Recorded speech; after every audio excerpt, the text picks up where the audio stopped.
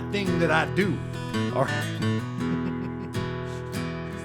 He does. Welcome to the Elk Season Podcast. We are the Chambers Brothers. My name is Harold. And I'm David.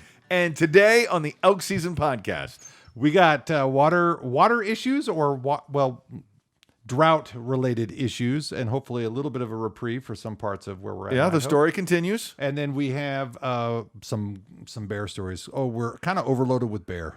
Lots of bear. Loaded for bear? Sorry to bear the bad news. Okay. There's a couple cat stories. There's just some cool stuff, and we're gonna get to all of that and probably some more. Oh, and some and something to do with toilets. Anyway, Yeah. that and more Some good toilet in humor. today's podcast, Or toilet stories, I in guess. this week's podcast, I should say. All right, and it's episode 17, Elk Season Podcast, episode 17. 17. It is May 5th, Cinco de Mayo, Thursday, and it is 117 days until elk season. 117. That's it. There was It goes by so fast. we had some weather here recently, and I was walking between buildings at my job, and it was cold, but it was Yeah. warm, and the way the rain was falling, it took me right to the mountains, right to the trail in the middle of nowhere, and I had to open my eyes and realize I have to go back to work. Yeah, September. Oh, it felt September-ish. Yeah. I know it's spring, but I love those moments. Makes me long. This is why I go back every year. One of the reasons. One of the many reasons, I guess I should say. I'm so excited. I'm so excited. I haven't even had any really good adventures in the mountains yet this year. We were supposed to have one by now, and just nothing came together. The weather got in our way. Yeah. And The weather has been getting in our way, and it's a good thing that the weather's been getting in our way. yes, absolutely. a good Because the drought now, not the drought, current snowpack levels in our hunting area, which was formerly declared a super drought, snowpack levels are above 100% thing at the moment. at this moment. But it's May. Yeah, that's actually It's a pretty good incredible. moment to be at over 100% because we were looking at it all winter long and all spring long, and it was we had some good storms around Christmas, and it seemed like nothing came since then. And we've had some storms rolling across Idaho in the past few days, and we got more storms to come. In the So next- it just very looks excited. Really, really promising. Yeah. Some good food. So Yeah. fat animals. Yeah. That have a hard time running away from my arrow. That's the goal. That's the goal. Once they're fat, that's that. Yeah. Isn't that how that works? So yeah, and the elk, I'm sort of learning a little bit about elk behavior in this book called Decade of the Wolf. Okay. How the elk follow the green wave, right? The green wave is the new grass. As soon as the snow melts, snow is richer in like nitrogen than just rainwater. There's something that's what I remember from science class from a long time ago. Well, something about that makes intuitive feels sense to right. me. Something Yeah. about that feels right, or it delivers a higher dose because it doesn't automatically saturate all the way through. It slowly melts in. I don't know, but for whatever reason, snow's better for the grass. And as soon as that snow melts, that first bud of grass Yeah. is the most nutrient dense food for the elk. And as the snow melts, the elk follow the green wave up the mountain. I'm getting hungry. And they follow it back down. They are pushed by the snow line. Most of the big herds are pushed down. There are bachelor groups that like to hang out alone, which are way up in the high country.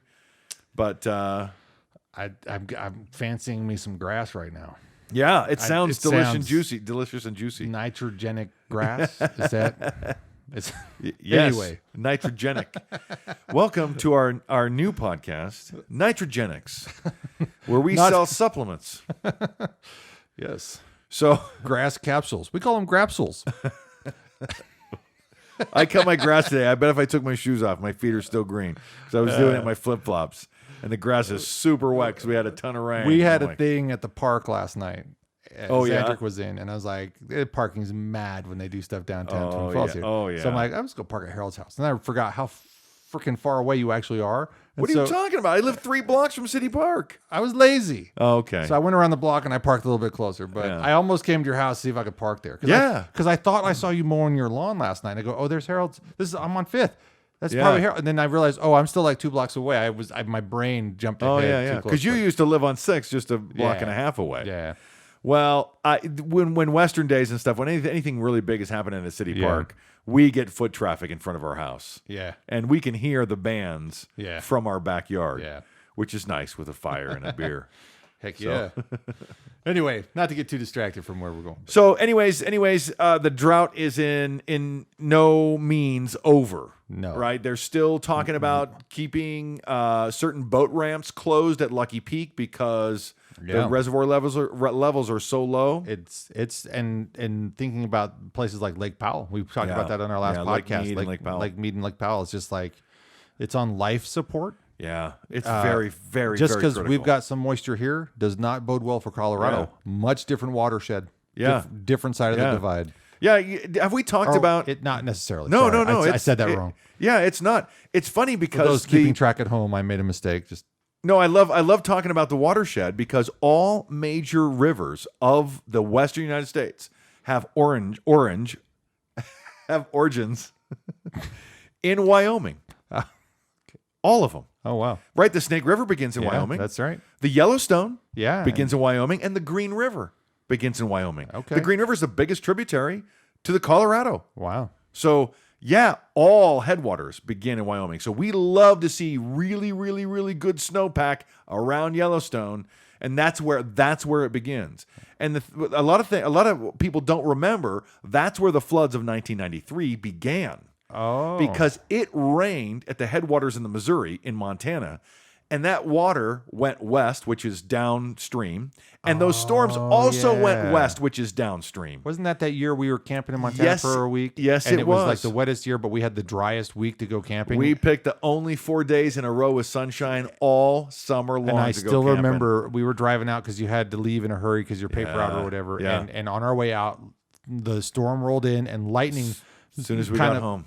Well, we were not even to Dillon. Oh, really? And I remember a lightning strike happened in a field there, and it kind of shook me awake. We were listening to the Star Wars soundtrack at the time. Oh, were we? Weird, obscure memory, but yeah.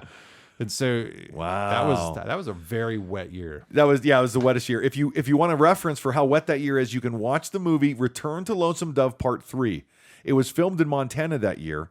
And the hillsides look lush and green, nothing like a Montana hillside in the summer. Interesting. The spring, yes. Summer, you sure they didn't film it in like Oregon? Not so much. On the Oregon. If you watch it, you'll knowing that it's filmed in Montana. If you watch it, you'll be like, "Wow, why is everything so green?" Yeah. I mean, hillsides. I mean, the green is just different. Right. So the grass is tall and still kind of green all summer long. But I mean, it's lush. Right. It's lush. It was lush in 1993. Anyway, so as the flow of the Colorado ebbs and flows, I was waiting for it. right? Yeah, I know. I got to say it. We will keep an eye on it. The Colorado is a big, because there are more elk in Colorado, the state of Colorado, than there are Montana and Idaho combined. They got a lot of Rocky Mountains. They need a lot of snow. And climate in Colorado is important to every state in the West. Yes.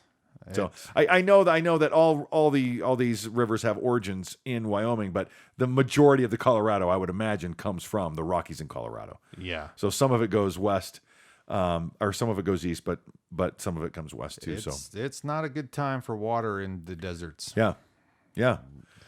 It's pretty rough. So we just keep hoping that more storms come, spring storms. Any summer storms? Yeah, just come on, Mother Nature, help us out. Yeah, it's been nuts. All right, so we'll keep our ear to the ground. We'll be following the weather for the next 117 days and the sound of rushing water. Oh, I want to get out. I want to get out. These storms that come through makes me go. I can't go to where I want to go.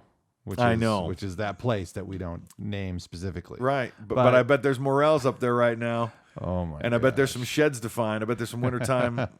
Well, I don't know about up there. But kills deadheads. We find deadheads up there all the time. Yeah, that's true. Nothing substantial deadhead, but we found some deadheads. Yeah. What is it? You found a little mountain 5-point raghorn or mountain goat. Yeah, I found a mountain goat.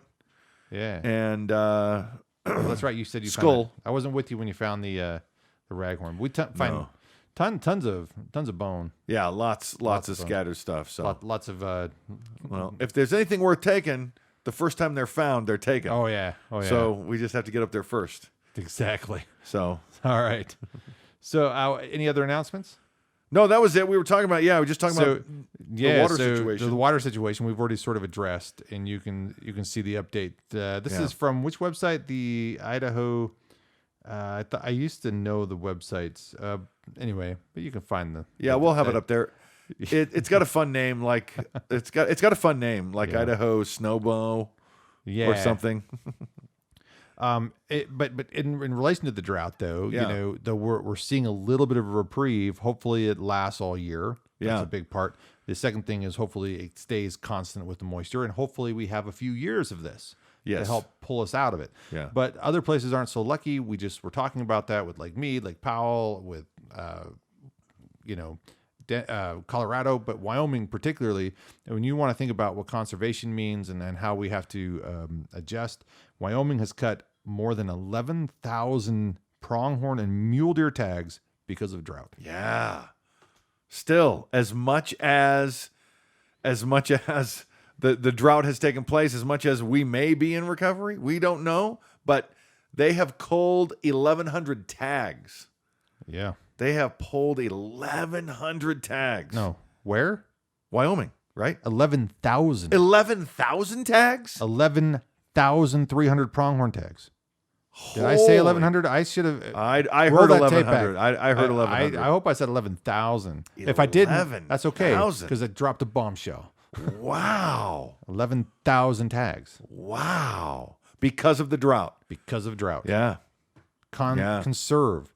Yeah. I'm just going to say this. You can call me whatever you want, but when we have storms roll through, I turn my sprinkler system off. I turn my automatic sprinkler system off, and it just drives me bonkers because it was pouring rain the other morning, and I saw folks in my neighborhood with their sprinkler system going full bore, and I get it. I said it and forget it, but that I think is an irresponsible move in the notion of conservation when we've been clearly asked to please monitor our water usage, even if we're on pressurized irrigation. Right. If it's raining, it's a pretty simple thing. Yeah. You just go out to your garage, turn it to off. I haven't even turned mine on yet. Yeah. It's still the spring. I don't even bother until it starts to look dry, and then I'll turn it on. I had to turn mine on just because I needed to repressurize the system to make sure I didn't have, because I had to redo a whole bunch of stuff. Not to get into that story, but everything's okay. Everything's fine. Praise be. And I'm also changing a lot of I've realized that I'm to further my conservation use. Yeah. And to help lower the water table because we have a sidewalk out here because of the way that I'm watering my side yard. During the winter, the sidewalk goes up about 4.5 inches. Yeah, I saw that. And so weird. That's got to be related to the amount of water that was being put down. You think? And so I'm going to change the sprinklers along the sidewalk to a conservation style sprinkler that has fingers, and it's going to put a lot less water down, but in a more efficient way. Okay. And I'm going to hope that we lower that water content, and maybe we don't have that concrete heave that we had. And if I'm wrong, and if you're watching this, if anybody ever watches this, and if that anybody ever happens to be a concrete guru, please let me know if I'm correct in thinking that it's the water table below the concrete sidewalk that's causing it to heave in the frozen winter. That's my hypothesis, my best educated guess, but it seems like it could be related to water. I wonder if there's a TikTok out there about that. Anyway. There probably is. I don't know. But 11,000 tags pulled due to drought. Please conserve. Please take the time to watch the weather and just turn the switch off. And this is going to impact every sportsman in the West at one time or another. This drought, it certainly has impacted us in recent years. Last year was the driest we've ever seen it in our hunting district. Yeah. And it's a continuing story, so we'll keep an eye on it for you. Yep. And not sure if it's related to drought or not, but there was a polar bear that wandered 200 miles from its Maine border and is killed. So it says Maine though. I guess I didn't realize that polar bears were over, but it makes sense. That's what I'm saying. Yeah, a polar bear made it far enough south to make it to Maine. 200 miles from a town. I was reading the headline wrong. A polar bear that wandered into town only 200 miles from the Maine border is killed. Okay. So, But I know that there are polar bears because you can go up to our neighbor to the north in Alberta, and you can take tours to go see the polar bears. So I guess it's not that. It's in not, Alberta.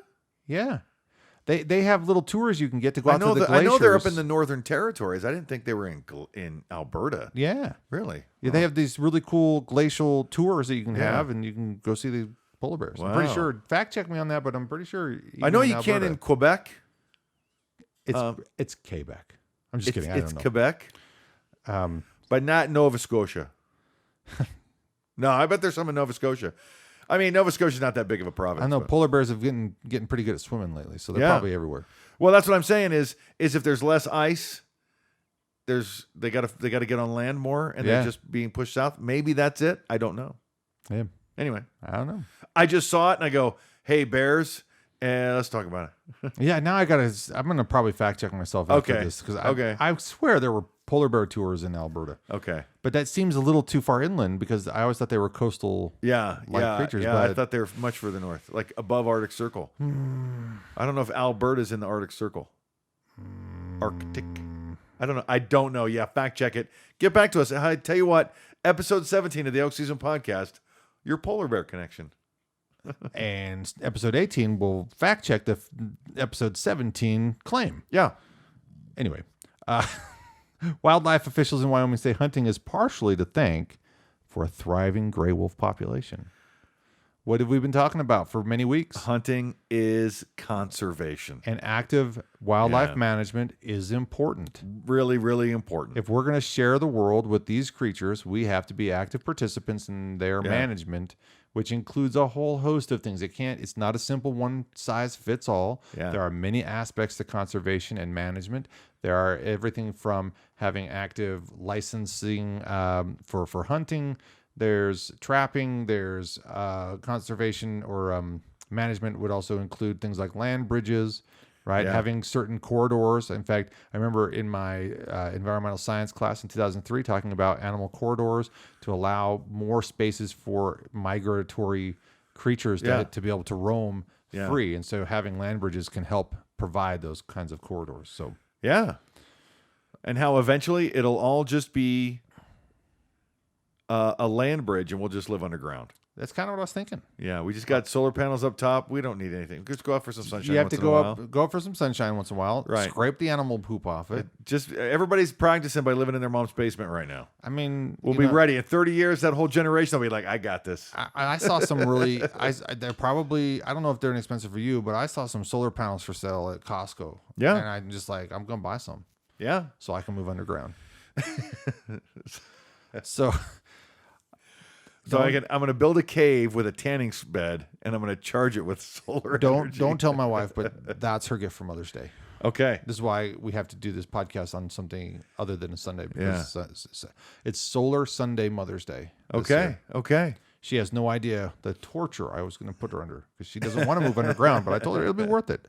I've got solar panels. Okay, that was lame. There is a confirmation of a grizzly bear in the North Moccasin Mountains. Yeah, this is on the eastern slope of the Rockies, towards outside of the Bob Marshall. But if you ever see grizzly bears running through just rolling grassland with mountains in the distance or no mountains inside at all, that is the eastern slopes of the Rockies. Okay. That's between Great Falls and Browning. Wow. If you drive that, it's such a beautiful drive, but the grass is long and it, like how it dances, like it waves when the wind blows. Yeah. It's just natural grass that's up to your waist, and it's so pretty up there. But grizzly bears have been doing very, very good since the late 1970s. Yeah. And 399, there's a famous bear in Yellowstone called 399. Yes. I don't know. I think we have her. We're talking about her next. The next one. Yeah. Yeah. She's famous because every year she has cubs, or every time it's time for her to have cubs, she has cubs. I think grizzly bears only will give birth once every 2 years, once every 3 years. Really? Yeah. Yeah. And same thing with buffalo. It's why they've been having such a tough time coming back. A buffalo will only get pregnant once every 3 years. Wow. Yeah. That's a long Yeah, well, you have to invest so much time and energy Yeah. in one offspring so that it can have offspring. And so this bear 399 is famous for having triplets. And this year she has quadruplets. Oh, wow. And live video of her running down an elk calf. And I'm just to this part in my book of Decade of the Wolf on how devastating grizzly bears are to elk calf populations in the spring. They really can chase them down. They can go faster than a quarter horse in short sprints, and an elk calf doesn't stand a chance. When you wake up from hibernation and you're hungry, I think you're going to outrun just about anything that you want to eat. Yeah. I mean, I about do that when I'm waiting in line for my meal at McDonald's. Right. You get to Starbucks and you're like, buddy, I haven't had anything today. You better watch out. I wanted to make a caveat insertion to the eastern slopes. Yeah. There, but you went to 399 too quick. We're still talking about grizzly bears though. But I just was going to say, you're talking about the grizzly bears between Great Falls and the Bob Marshall, and I've been there. 95, I went on this hike. I talked about it in like podcast 2 or 3. Yeah. And all I can think of, because I was just holding the manuscript if you were watching the video, of something I wrote in 1995 when I got to Idaho. But we didn't see a bear, but we were trained for bear, to respond to a bear as a group, get loud, get big. And it was the largest, corridor for grizzly bears in the lower 48 at that time. And so what you're saying is they've been thriving since the 1970s. I didn't see any in the 1990s, but 25 years later, I can only imagine. Yeah. And if they're having a sighting, so we went into the Bob Marshall just west of Augusta. Yeah. And so that's right in that area. So I have wanted to recreate that hike, for several years. Yeah. I was hoping to do it for the 20th, couldn't do it. Yeah. Wanted to do it for the 25th, not going to happen. But now I don't know if it's going to happen because I'm deathly afraid of grizzly bears. Yeah. And if they're running around a little bit more frequently, it makes me go, oh, I will not recreate this hike. Yeah. Unless I have like a large party of people with, that I can outrun. Yeah. Yeah. Just bring your kids. No, there's certain precautions you need to take. And I talk to guys in Montana who hunt elk in Montana, and they say, they have grizzly bear tracks around their tent in the fall. When it snows, you wake up, there's grizzly bear tracks. And they're like, yeah, it's annoying. Yeah, it's troublesome. You sleep with a gun. But attacks don't happen in tents. You don't see a lot of attacks in tents. If you had human food in your tent, you might see more of an issue. But you can make a bit of a ruckus with a gun and not have to kill anything. Oh yeah. So maybe that's the way those hunters roll. But I don't hear a lot of stories from Montana about rifle hunters or bow hunters having problems with grizzlies, especially in their tent. Yeah, it's always when they're out in the bush when they surprise them. That's the problem. Is you're tiptoeing through grizzly country. Yeah, that's the problem. Yeah. You get into a bear's fight zone before the bear knows you're there, and you're in big trouble. That's what scared me about that bear story I shared a couple weeks ago. It was just like, had I come down upwind of this bear, I would have surprised it. Yeah. But I came from the downwind side, and thank goodness he smelled me and got the heck out of there. Yeah. But I could have stepped on this thing, and you would have been coming and look for me. It could be a flight zone or a fight zone kind of thing where you get close enough to a black bear and they just like, well, this isn't safe. Yeah. So, I don't know. Back in the day, I always had a hard time accepting them, but at the same time, I appreciated the value that these brought to life, through emails when you get this, did you know that so-and-so was hiking in the woods? And right. So you get these, what would we call them? This, the chain email. Oh yeah. It was it was social media or memes before there were memes. Yeah. And so it was fun, but I always, so I guess what's funny is today, even more so, I get a little bit more disdained about the internet, but back in the day, they were kind of fun, but it didn't take long for you to go, okay, not legit really. And so here's a story that's come back to the surface about a grizzly bear from Alberta. Yeah. The real story behind this infamous Alberta grizzly bear. There was a chain email that went around, and I don't remember the email, but I have a feeling that you know the story. Refresh my memory and well, the story it's like a game of telephone. Yeah. You know how the game works? Your buddy tells you a story, your buddy tells that guy a story, that guy tells that guy a story, and by the time it gets back around to you, it's like, I never heard that story before. There's a sequence of that in Braveheart. So when William Wallace goes on his little tirade, everybody's talking about the great William Wallace, and then one of the guys like, I heard he killed 50 men, like some big number. And so sort of a demonstration of that in that movie. And so this guy just, killed a bear, just happened to be a great photo. And somebody, through a series of changed stories, I think it was killed. It wasn't even in Alberta. It was like an island in British Columbia. Probably. I mean, it wasn't even in Alberta. It's just, they're like, oh, this man-eating grizzly bear. Look how big it is. And he just happened to be, This is why, folks.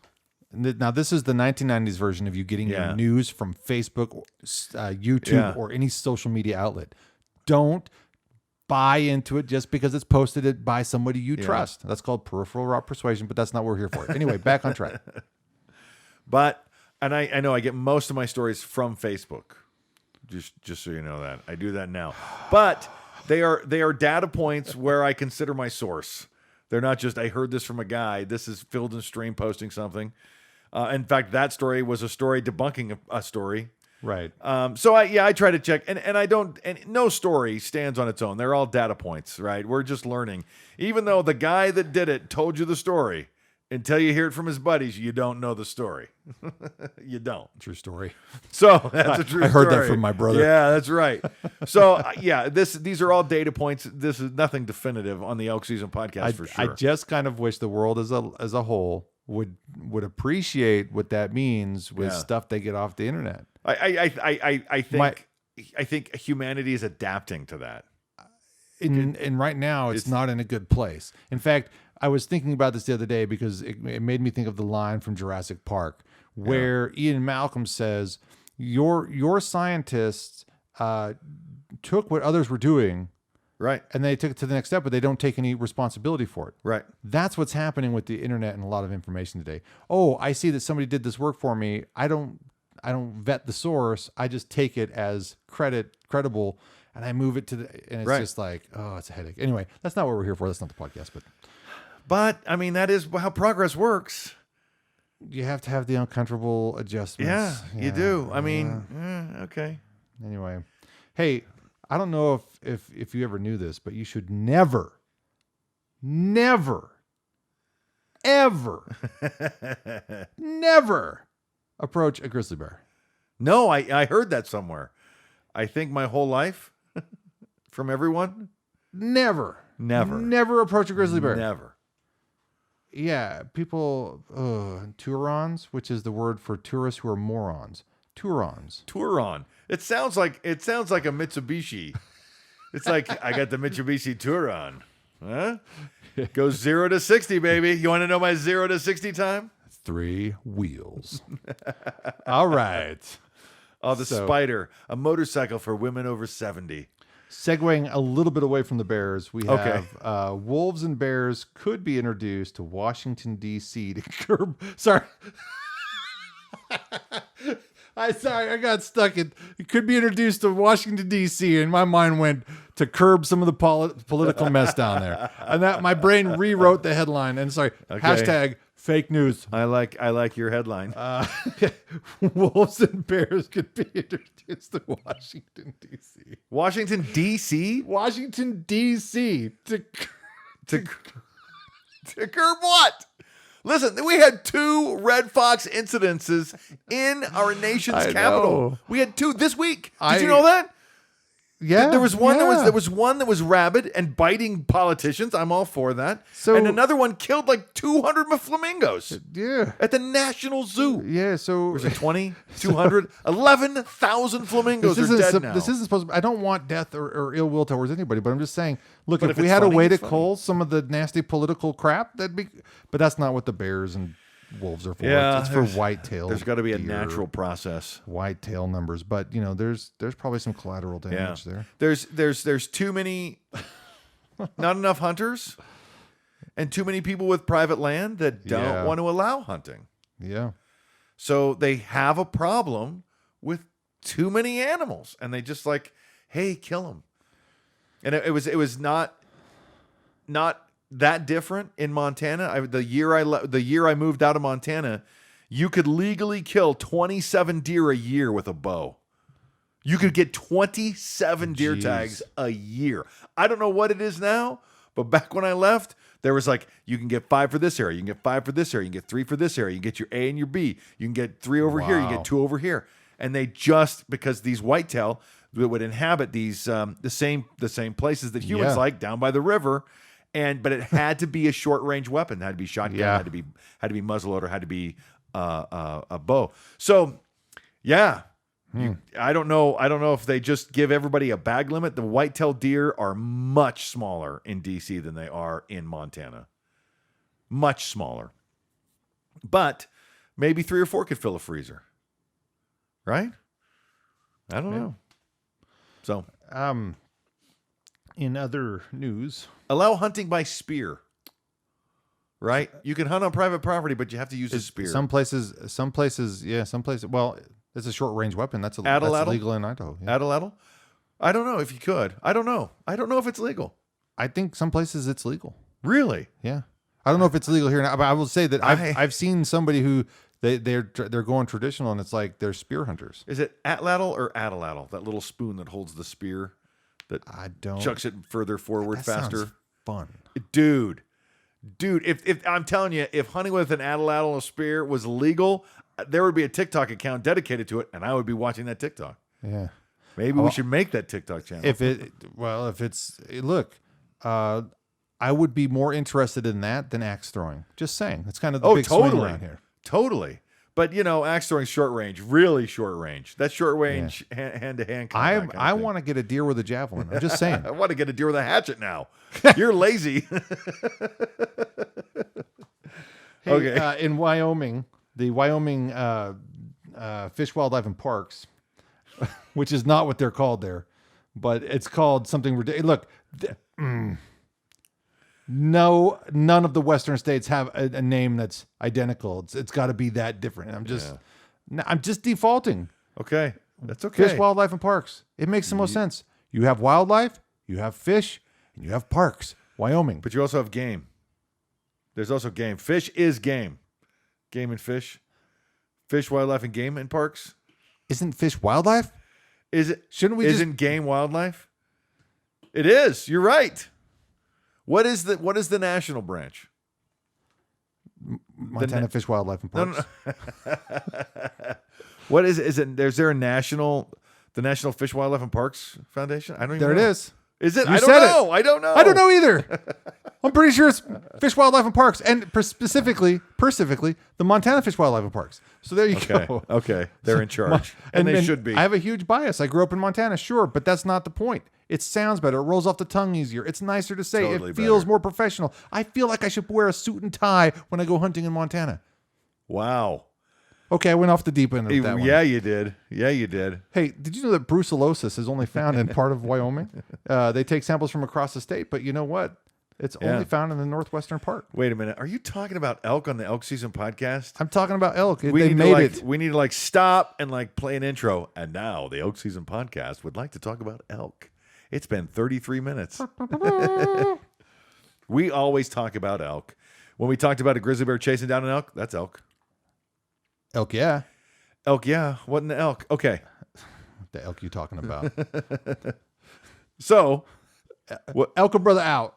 So brucellosis is something that all the ranchers are very concerned about because it can pass from elk to cattle. Sure. And sometimes they feed together in the wintertime. Yeah. Or they'll mingle. And I remember the most, I'm not saying this is the only place, and maybe I haven't had my eyes and ears to the news as much as I should have in the past couple decades, but it seemed to me, particularly towards the turn of the century, the late 1990s, early 2000s, the biggest concern for brucellosis came from the herds of buffalo wandering outside of Yellowstone Park, and that ranchers wanted to cull the they buffalo. Did. Tens of thousands of them. And it's like thousands of them.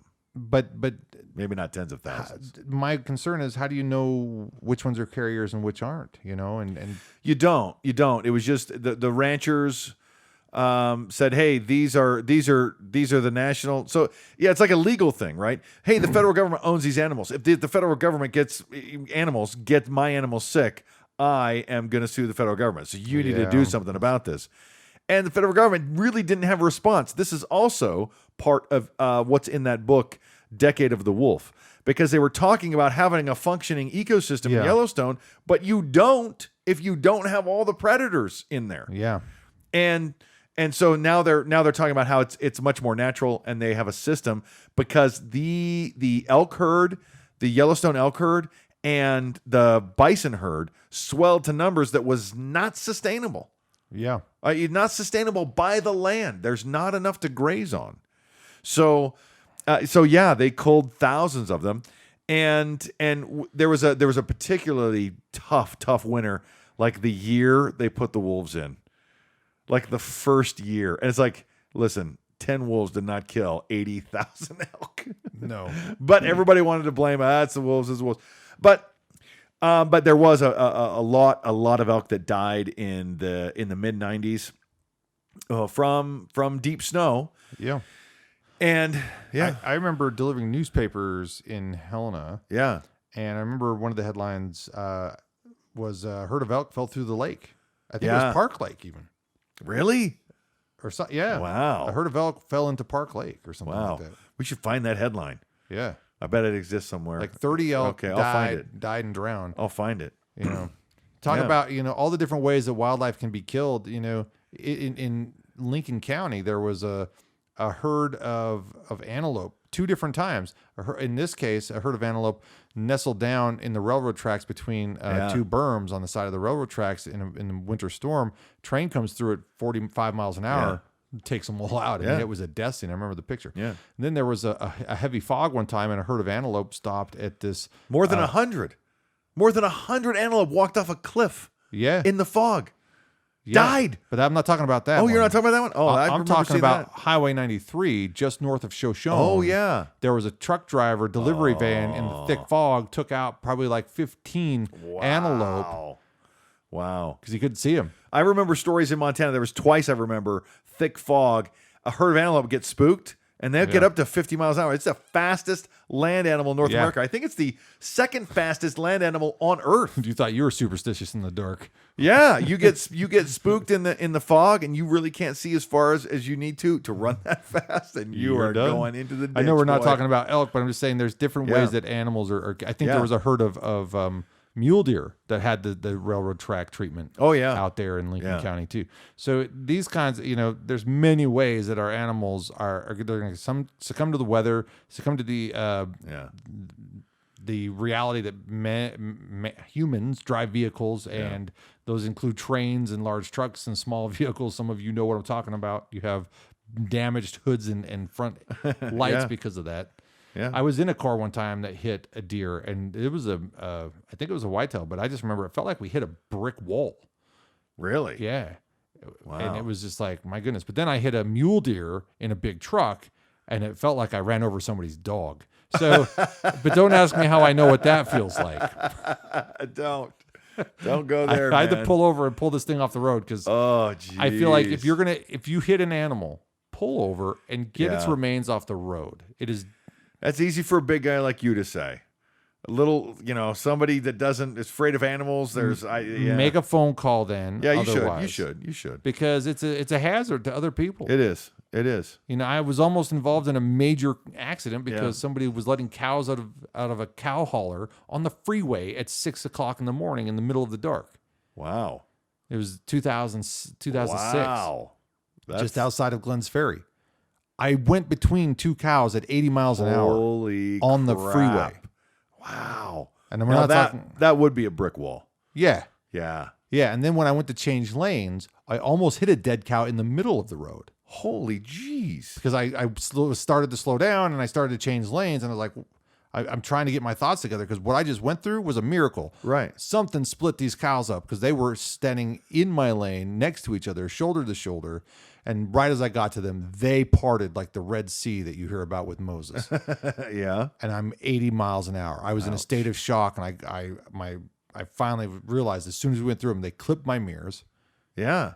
I pulled my foot off the gas, and then I slowed down and I started changing lanes. I almost hit a dead cow that I didn't see because I'm still trying to process what I just went through. And I watched headlights behind me disappear. Oh, that's sad. Oh, that's bad. There's a brake fire on a cattle hauler, and the driver thought it would be a good idea to let the suffering cows out, and it was a huge lawsuit. I was almost involved. Oh, I missed my flight to San Diego. I had to take a different flight. I was headed to the airport in Boise to catch a flight, and I was late because of that. Wow. Sorry to hear that. It's all right. I lived. All right. Yeah, we're okay. Could have been. All right. What's next? Yeah. No e-bikes and no pedal assist bikes. Yeah. So e-bikes. In fact, I love motocross. I would love to have a motorcycle. I've had motorcycles before, and they have been fun, haven't they? Yes. Every one of them. I like them on dirt roads. I like them back in the backcountry. I don't like them on the streets because you got to deal with drivers. Right. Other people. But motorcycles are fun. And an electric motorcycle, one that's not so freaking noisy. Yeah. You can just scoot around on silently. Man, that's deadly. Yep. And they're getting smaller and smaller and more efficient. And now you can get pedal assist mountain bikes. And we have a lot of mountain bike trails that are open. Is a pedal assist mountain bike okay to take on a regular mountain bike trail? And I'm so glad to see that they're putting their foot down. No. If you can't get there with your own energy, stay somewhere else. Please. Go somewhere with your own with the fake energy. Go down on the green belt. Whatever. Please. If you have one. Be respectful of the rules. Yeah. I understand that the United States in has many pockets of self-proclaimed anarchists, but come on, man. The people that you're treading on who are trying to just enjoy nature, those rules They're your are there. neighbors. They're your neighbors. Let's get along. It's our community. And so I'm glad to see them make the distinction, right? There's no motorcycles allowed on this. Well, here I have a cycle. It's got a motor, but it also has pedals. Is a pedal bike okay? Yeah. So some places, sometimes a pedal bike is considered a. Yes, you're right. It's non-primitive. Yeah. Yeah. It's too modern. So I think a mountain bike makes less of an impact than a horse. I agree. But that's because my bike doesn't poop everywhere. Yeah. My bike poops all over the trail. That would be. All right. I could say some stuff, but you know what? I kind of want to retain whatever dignity I have left, because if I were to tell that and put this on the internet, I think the world would eventually find it and go, yeah, I can't vote for that guy. Real quick, I want to talk about my CrossFit experience. Please. I know my brother's not a big fan of the CrossFit.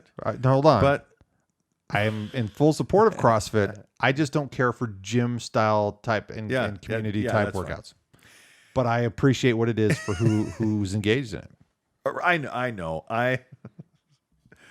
Don't mischaracterize me. I'm not mischaracterizing. David. I had a moment where I misunderstood what black... Listen. Even CrossFit people. I'm a CrossFit people. CrossFit people know, as well as non-CrossFit people know, CrossFit people are crazy. It's like they're part of a cult, and all they want to do is talk about CrossFit. I disagree. So I agree that people get passionate about things that they're engaged in. And that happens.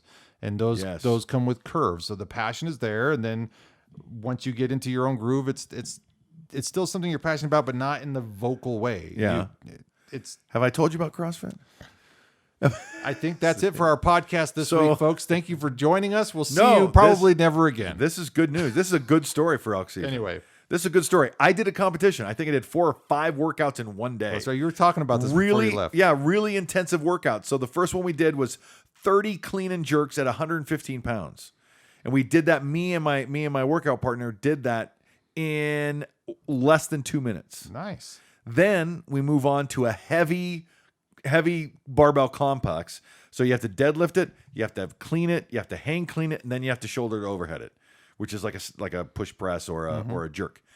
And he got 165, I got 245. Nice. Which is really solid. I mean, it's one of the top weights of the whole day from all the classes. Then we went on to do thank you. Then we went on to do just a couple of murder workouts where it's like, oh my gosh, one of them was like 12 minutes of rowing. And you had to hold a 100-pound ball. Your partner had to hold a sandbag. Yeah. And then if you let it go, you had to stop rowing. and switch. And so somebody else would have to pick up the sandbag and the other person has to row. And you rowed for meters. So anyways, we had all these workouts.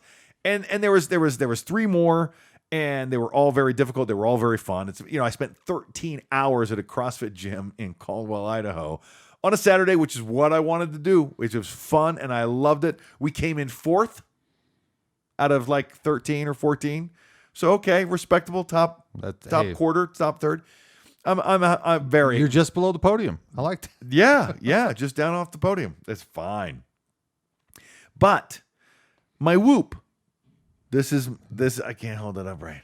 This is my bracelet. Whoop. Yeah. This is my magic bracelet, and it measures a bunch of stupid data about how fast my heart rate is and how I'm breathing and all this stuff. And during elk season, I know we talked about it.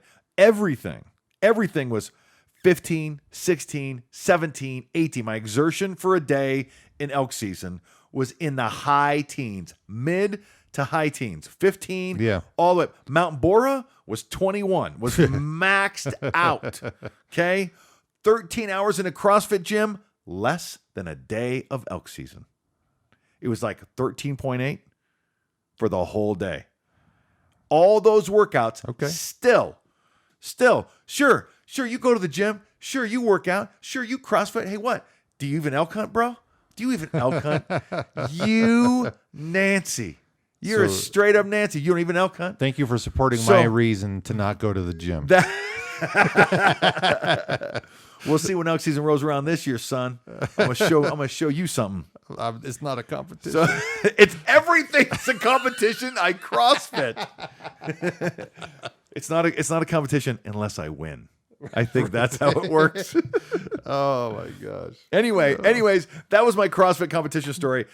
It is a ton of work. It's a ton of fun. We work really, really hard, and to see all this effort go into all these workouts over 13 hours, equal less than a day of elk season. Yeah.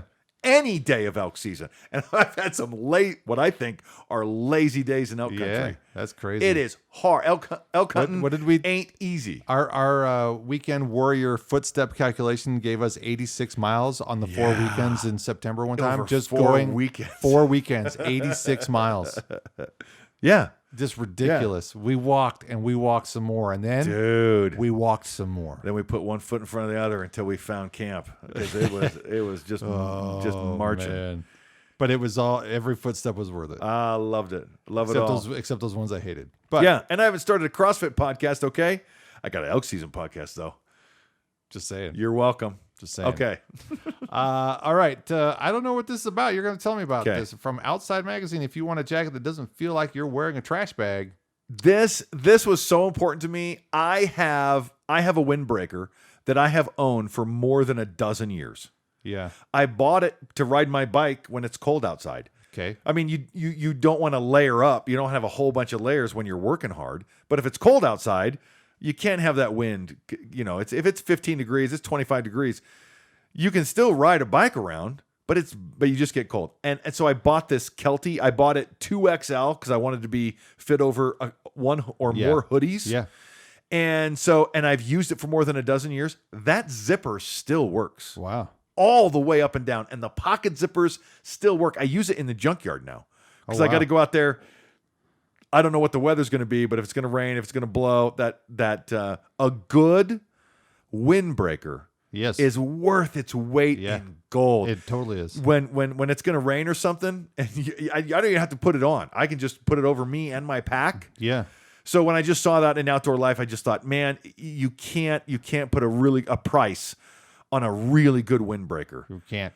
Have one. Yeah, have one for yourself. This one is talking about the Black Diamond brand, and I actually have trekking poles that are Black Diamond brand. I really enjoyed those. Yeah. But I didn't buy a Black Diamond jacket, but I bought a version of this, if you will, that I haven't had a chance to use yet, and I found it at Costco. But it's basically this, and I bought one, hopefully big enough to kind of go over, like you say. You just kind of look and you're like, oh. That's inexpensive, but it's waterproof, but it's not plastic sounding, and it's the windbreaker I'm talking about, right? The green one. Yeah, I've been wearing it for ever since, man. Yeah, and it's just so good. So it's time for a new one. I mean, I had that thing for more than a decade, and I use it in the junkyard all the time. and so it is tattered, and I've done all kinds of things to it. You're gonna need it this weekend, son. There's like a layer inside of it that's like peeling away, but I just love that jacket so much. So it's time for a new one. So this is what I'm thinking. I have, it's not necessarily waterproof, but it is a windbreaker that I bought in 2004 from TJ Maxx. Yeah. That is, it's Columbia brand. Oh, that's a good brand. And it is one of my favorite jackets of all time. And right now we're in the spring and in the fall, in the transitional seasons, it's the perfect time to wear it. Or if I'm going to be out and it's going to be later in the evening for whatever reason, around sunset, it's the perfect jacket because it's not insulated. It keeps me warm to my body heat, but cool if it's hot out. It's kind of this weird jacket that just keeps me regulated, and it just can't. I wish I had 5 of these things. See? Because it's going to die one of these days. See? You're like, I don't know what you're going to talk about with this, but okay. And all of a sudden, jackets are awesome. Well, no, and the only reason I put the picture in there is because this reminds me of this thing. No, that's fine. And you're like, what does this remind you of? I didn't know. I needed context, and you're like, I'll give you context. And I did. You did. So you're welcome. What are we going to talk about, Meow? What would you like to? We're going to talk about mountain lions, Meow. And mountain lions. I like that dad tie-in, Meow. Yeah, Meow. So these cats, Meow, are too close for comfort these days, Meow. Really? What 2 cats are those? Security camera captures a mountain lion bringing down a deer, Meow, in the backyard. Yeah. We've been seeing this.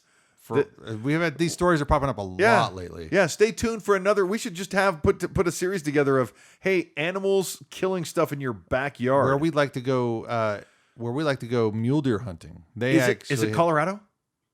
Was it Colorado? Do you know? It didn't say. Okay. Yeah, it didn't say.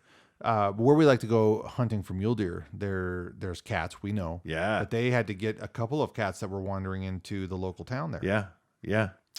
The crossing will allow cougars to safely pass from one side of the 10-lane highway to the other. Hey, look at that. We're coming full circle on that notion of conservation, building corridors, active management. Meow. 10-lane highway. 10-lane highway. Meow. So expect mountain lion human interactions to increase on the other side of the highway now. Meow. You know what's funny is these cats are going to get on top of this thing, and if they don't build a barrier edging that's like 2 or 3 feet tall, the cat's going to sit up on top of this freeway, and whatever's there, it's just going to knock it off onto the highway. So be watching up. And look up if you're coming to this pass. Yeah, cats are evil. They'll just throw stuff at you. Yeah. Yeah, he's going 80. Hey, a bite from the Lone Star tick can cause a sudden onset of meat allergy. What? Is that crazy? Have you heard of this? No. An allergy to meat. Is that the worst thing you think? That horrible to live with. These things have to die. I know, right? The Lone Star tick, man. It can make you allergic to meat. It sounds bizarre. I'm trying to wrap my head around this, and I'm trying to think what crazy science. How do we say this? What crazy, ill-fated, ill-sighted vegan scientist conjured this tick up? Right? Somebody's good with CRISPR. And we're not talking about the crispy edges on the meat that you cooked. Oh, no, we're not. So, the Lone Star tick. The Lone Star tick can cause allergicness to meat. So I'm not going to that Lone Star. Where's the Lone Star? Oh, I'm not. Its range is expanding. And I know. All right. Yeah. So this brings us to our last one. A woman has fallen into a trailhead pit toilet in Washington. Now we can officially have a new nightmare. Oh, yeah. As soon as I read the headline, I'm like, the headline actually says, now we have a new nightmare. Yeah. How do you fall into a toilet? How do you fall in? Did you read the story? No. The headline just is enough. No. The headline's enough. Listen, man, I'm not wasting my time. This crazy woman falls into a toilet. I'm sure there's a story there. It's worth a giggle and not a read. I have a horrifying consideration. I know you do. Please let me turn the time over to David with a crapper story. So, it's crappy. I'll be honest. So I took a class at Idaho State University. Yeah. I was taught by a former FBI agent. He was, if you watch the HBO show Mindhunter, I was watching that and I just thought, oh my gosh, is this related to this guy? It turned out no, but it was related to his colleagues because they both worked at the Behavioral Science Division of the FBI at the same time. He was retired, but he was teaching this class. It was called Sexual Abuse of People. And basically he had declassified FBI files, and he was talking about his role in the early days of the behavioral science unit of the FBI. He's also highlighted in a documentary on Netflix called Abducted in Plain Sight. If you have young children, just know that it's about children who are being victimized, and it makes your head spin. In fact, I described that documentary as your head's going to spin. It's going to spin some more, and by the time it's over, you're going to have to reattach your head to your shoulders. Yeah, I think you tried to talk me into that. You were giving me the baseline of what the story's about, and I'm like, that's crazy. There's no way. The documentary even includes alien conspiracy. So, wow, extraterrestrial conspiracies. I'm just going to plant that seed. Anyway, so he's the consulting FBI agent on that documentary. He had nothing to do with the Mindhunter show, but he had everything to do with the behavioral science unit. And his job, as he described it in that class, 2008 when I took it, was that he had to travel to the United States. They go to different precincts and they try to help people understand crimes of a sexual nature, because sometimes because of the taboo and hush-hush conversation around sexual deviancy and sexual behaviors, right? It was hard to learn to accept that this could be what it was. So there was a lot of crime scenes that they come across. It wasn't necessarily crime scenes. A lot of times these were self-inflicted deaths related to sexual gratification. Wow. Right. And so people would want to say, there must be a murderer here because you found somebody hanging in their closet. That's called sexual asphyxiation. Right. Okay. Unfortunately is common. Well, I wouldn't say a lot, very common, but it happens enough, right? And so one of the case studies that we came across comes from Colorado, and I apologize if this is from this was declassified, and it's like I'd say 50s-ish. Oh, okay. It's old. Wow. And so they came across in the middle of February a car that was parked at an outhouse rest stop. There is nobody to be found. The person has been missing for a while, so it's this person's car. They go to one of the toilets, and the toilet door won't open. And they finally are able to coerce it open, and there's a rope attached to the door handle, and the rope goes down into the toilet. So the person had an erotic interest in human feces. Okay. And they jumped down to do their whatever, and didn't make it back out. Couldn't climb out, and they succumbed to the elements in the middle of February. Wow. So I don't know what the situation. Now, this was a male. That was the most scientific way you could tell that story. There's 1,000 ways to tell that story, most of them with beers and around a campfire, right? I'm sure everybody wanted to hear that story. That was the cleanest version of that story that could ever be. You're welcome. Thank you. Yeah. You're welcome. Woo. It's I was bracing, actually. There are images that were shown in that class. I'm sure there were. That I cannot unsee. Yeah. But it's devastating. It's horrifying. And still, what pushes somebody to get that kind of whatever out of life? So that would be... when I come across some weird imprinting, across stories of people falling in the toilets, my brain has been skewed to jump there first. And so I don't know about this lady in Washington. That's what they were doing. I promise you. That's what they were doing. Dirty little. Here in Idaho. But here in Idaho, tell us this within the last 10 years. Oh. I saw a headline here in the local newspaper. Yeah. Now, again, I don't know, so my apologies. If I'm way off, I get it. Well, I'll Google the story, see if we can get it. Ultimately, what I hope is that whoever's involved is able to be safe, and if it is a problem that could cause them to have a life-ending issue, that they're able to get the help that they need to try to avoid that. But at a rest area around Buell, there was a gentleman somebody called 911 because he was in the toilet. Right. His story was that he dropped his keys in the toilet and he jumped in after his keys. Okay. I think I remember hearing the story. His car was parked with the keys on the front seat. Oh. So he was just down there looking for him? That's what I remember. Oh. And so I don't know who they are. Just looking for my mask. Found it. That was like 2020. So it was a while ago. But wow. So my apologies. You brought that story in, and I've got to give the world my context. No, that's great. It's so what you see in the news sometimes is okay. Well, we'll see you. We plan on being back next week, next Thursday, right? Yes. Thursday. Next Thursday. Well, who knows when I get the thing posted? Actually, Fridays are pretty good for me. I'm pretty, sit around the house kind of time. But so maybe I'll get it posted in the morning. So episode 17, we're gonna be doing the elk season podcast on Thursdays now until and through elk season. If we make it, if we make any in elk season, because life in elk season is work. Just put your head down and make it to the next outing. Yeah, and if you have energy between the weekends, it planning and preparation Yeah. is everything Yeah. in me to just make it to the next trip. Just make it to the next trip, and I want the whole thing to be a trip. Anyways, thanks everybody for listening. Have a great week, and we'll see you next time.